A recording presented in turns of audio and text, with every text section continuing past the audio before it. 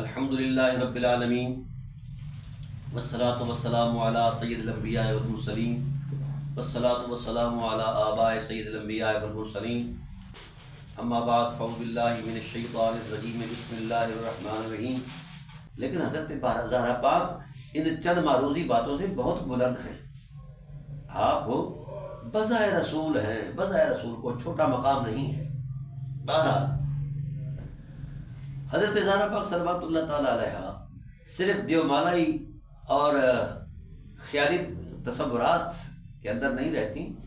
قربت کردار کے اعتبار سے یہ سیرت رسول میں ممد اور معاون ہے. اب آئیے، جب پہلی وحی آئی اقرأ بسم ربک الذی خلق، غار حرا سے حضور تشریف لے آئے. وہ بڑی معروف حدیث ہے، زمبلونی، مجھے چادر اڑاؤ. تو بی بی سے کہا انی اخشا علی نفسی، حضرت خدیجہ سے کہا صلوات اللہ تعالی علیہ کہ میں اپنی ذات پر خوف زدہ ہوں. اب یہ بات بڑی عجیب ہے. یہاں تعبیر اور تشریح کرنے والوں نے بڑے بڑے دھوکے کھائے ہیں اور دھوکے دیے ہیں. ایسا نہیں ہے کہ سید عالم صلی اللہ علیہ وآلہ وسلم وحی سے خوف زدہ ہوں. نہیں، ایسا نہیں. وحی کا تو اشتیاق ہے.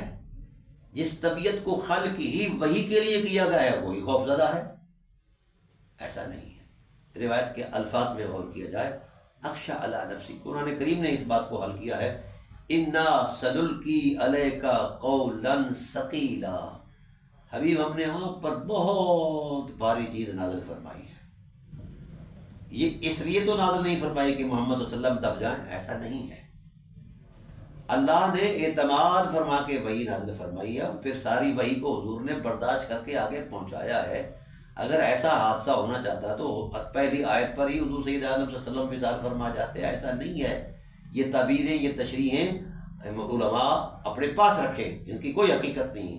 اصل حقیقت یہ تھی کہ جو ذمہ داری خدائے ذوالجلال مجھے عطا فرما رہے ہیں، میرے بعد چونکہ نبی نہیں ہے، میری جو ذمہ داری ہے بہت بڑی ہے. ارسلت الی الخلق کافہ، ساری مخلوق کے لیے میں رسول بنا کر بھیجا گیا ہوں.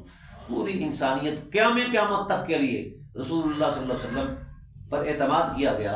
اب اس اعتماد کے حوالے سے وہ کہہ رہے تھے کہ خدائے ذوالجلال مجھے اتنی توفیق دے دے کہ میں اس کے اعتماد پر پورا اتروں، ورنہ میری ایک مختصر سی جان جو ہے یہ کہیں ایسا نہ ہو کہ میں اس کے اعتماد میں نعوذ باللہ من ذالک کہیں کوئی کمی کر پاؤں. ایسا نہیں ہے. مجھے اس لیے اپنے آپ پر یہ خوف طاری ہے مجھ پر کہ اللہ مجھے وہ توفیق بھی عطا فرما دے. یہ کلمات طیبات کا اصل مفہوم تھا. ہم نے کہنا شروع کر دیا کہ حضور صلی اللہ علیہ وسلم جو ہیں وہ ڈرنے لگے. ایسا نہیں ہے.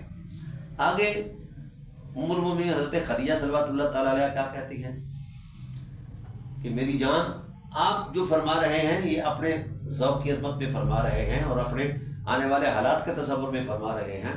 اصل بات یہ ہے کہ میں اپنے یقین سے کہہ رہی ہوں لن یخزیک اللہ ابدا، اللہ تعالیٰ کبھی بھی آپ کو پریشان نہیں ہونے دے گا، کبھی بھی. اب آئیے سیرت طیبہ کی تشکیل کے تصور میں حضرت خدیجہ کیا گواہی دے رہی ہیں. اللہ اکبر. اسے کہتے ہیں دین حق کی وہ ترجمانی جس سے آگے کوئی تصور ہی نہیں کر سکتا. ان تحمل الکلہ وتعین علی النوائب وتکسب المعدوم وتصل الرحم. حضور نبی کریم صلی اللہ علیہ وآلہ وسلم کی سیرت کے 4 پہلوؤں کو بیان کر کے حضرت خدیجہ کریم صلوات اللہ تعالی علیہ نے سارا دین بیان فرما دیا ہے اور پچھلے ادیان کا بھی خلاصہ بیان فرما دیا ہے. ان تحمل الکلہ، آپ کی سیرت میں جو خاص عنوان ہے، آپ تو جو لوگ بوجھ میں دب جاتے ہیں، حالات کے بوجھ میں، آپ اپنی شفقت کے دامن میں انہیں لے کر ان کے بوجھ اتار دیتے ہیں.